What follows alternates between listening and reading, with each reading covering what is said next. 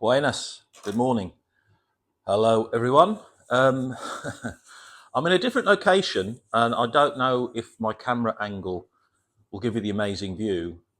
Sorry if not, but I'm in a different location than normal because I've had a rather challenging few days with power completely out since Monday morning, which has really limited my ability to both work and to live.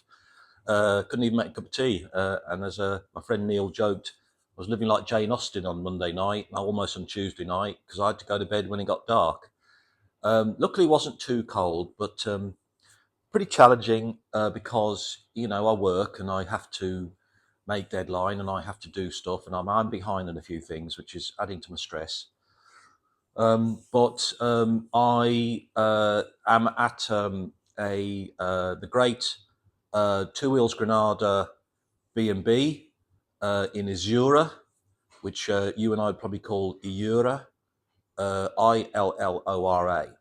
And I'll include a link in the show notes for how to all about it, because it is a really, really good site, and they're kind of trying to go for the biker market, both regular bikes and motorbikes, because there's a number of really interesting trails, part of the TET, the new kind of European, slightly challenging, trail network. A lot of bikers tend to just concentrate on northern Spain. They don't really do southern Spain, simply because it's British bikers, I should say, because it's easier just to kind of get the ferry kind of thing to Santander and then go up there, right? But for the people who are prepared to go that bit further, there's a lot going on down here, and like I said, it's a great place, a great campus, little farmhouse they've got going on here. Great facilities. I'm in a wonderful bar. I didn't use the bar, but this is where we have breakfast. Lovely food, great rooms. Can sleep up to three couples, or three bedrooms soon. So I'd really recommend anyone interested in this part of the world. And there's obviously other things to do around here. I'm going to be going to Granada later today. I'm actually going to do a weekend in Granada. Hopefully I'll be warm, have hot showers and power in the hotel, which does look like a lovely, beautiful boutique hotel. Then I'm connecting with some friends who live on Almunecar on the south coast, and I'm going to spend a couple of days with them, and then hopefully I'm going to come back Tuesday morning. The other thing I should say about this place is that Liz looks after cats and dogs, so Effie is being rusticated here for a few days, which she's done before. She didn't particularly want to come. Turns into a demon from hell when that comes on. But okay. Anyway, so Tuesday. Let's hope I've got power back on. I'll be back in the casita, and I will do my next video to this. I may not post this until I am back, because it might be a little bit difficult to do on the road, but I'll work something out, okay? So I wanted to talk this morning about my Cormac McCarthy, my second Cormac McCarthy, Blood Meridian. Okay.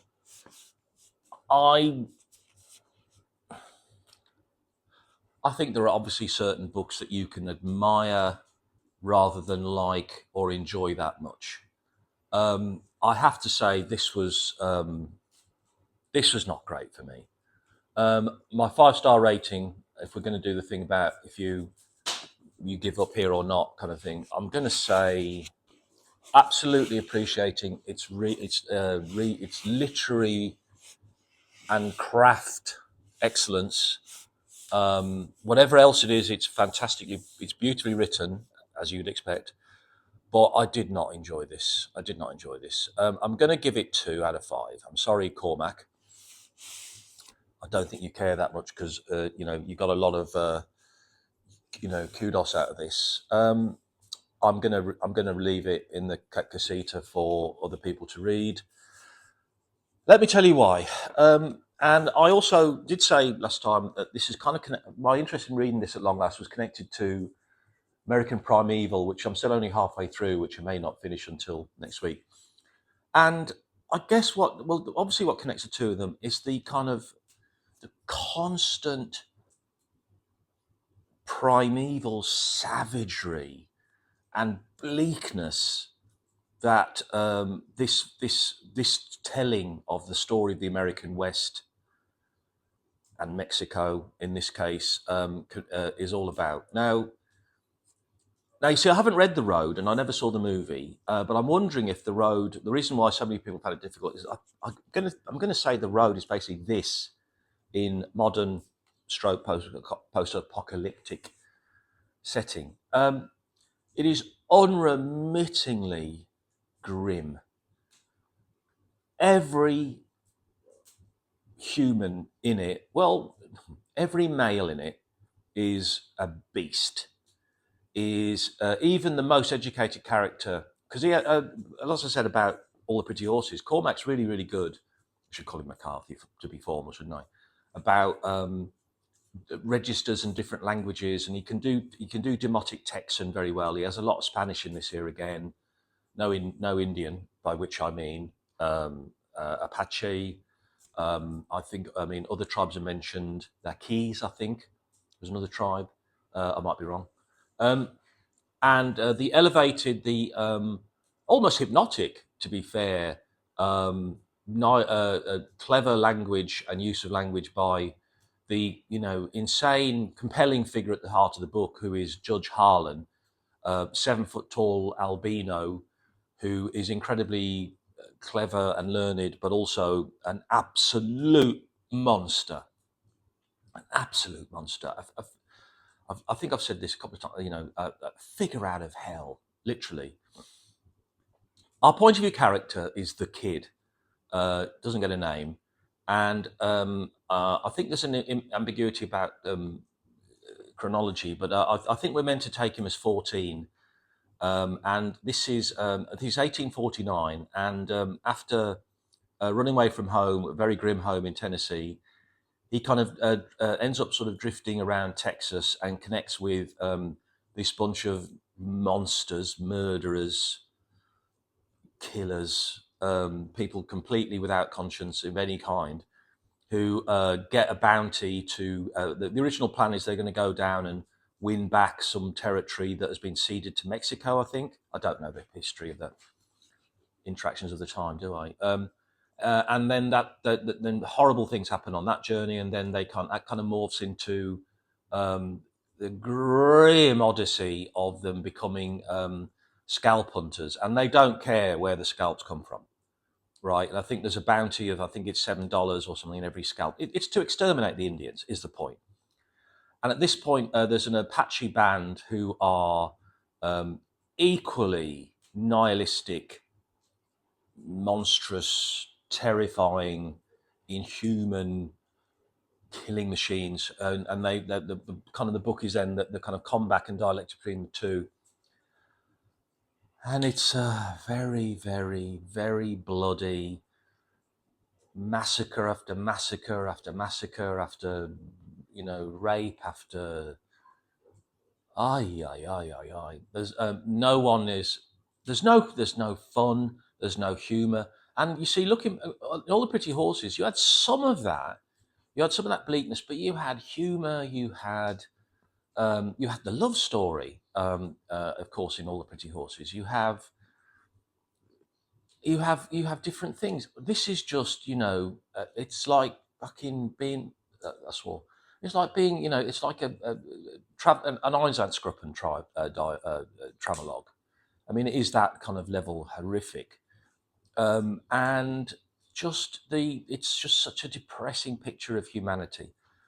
Is it true or not? I mean, I don't think we're meant to take it as literally true, because if nothing else, these guys and the kids survive such incredible physical, military, environmental challenges. It's a little okay. They're all the toughest people in the world, aren't they? Yet they die miserably nonetheless. Commonality again with All the Pretty Horses, and I think one of his great strengths as a writer is fantastic dialogue. Incredible, not dialogue. Yes, the dialogue is great. I meant descriptions of the terrain, of the countryside, of the physical landscape. He's really, really, really good at that. There's horses and dogs in here. He's very good at describing that. But it's a sense of speculative fiction. We're in an alien world with aliens who are, let's hope they're nothing to do with us, because they just are beyond redemption. A little bit confusing about the ending. I might talk about the ending. I'm not quite sure what we meant to understand happened. I'm sure it's not very good. It goes into a bit of phantasmagoria, which is okay. But all in all, I mean, I read it. To be honest with you, I got through it so quickly because I was outside and there was nothing I could do, and there was a little bit of sunshine. So I read it. I'd have probably bounced off it otherwise. I think bleak, grim, beautiful writing, clever writing, fantastic descriptions, great writing with a capital W, but it just left me sad, depressed, exhausted, to be honest with you. Did we need such a book in the world when there's enough terrible things already? Don't know. I have The Road, I think, in my part of my TBRP. To be, I'm not gonna search it out straight away. I'll get to it when in the right period of time, and I expect it's going to be this only in sometime after some sort of. I think the apocalypse is not described. So that was a bit hard. So I'm hoping for. I don't want to read any more grimness for a while. I just don't.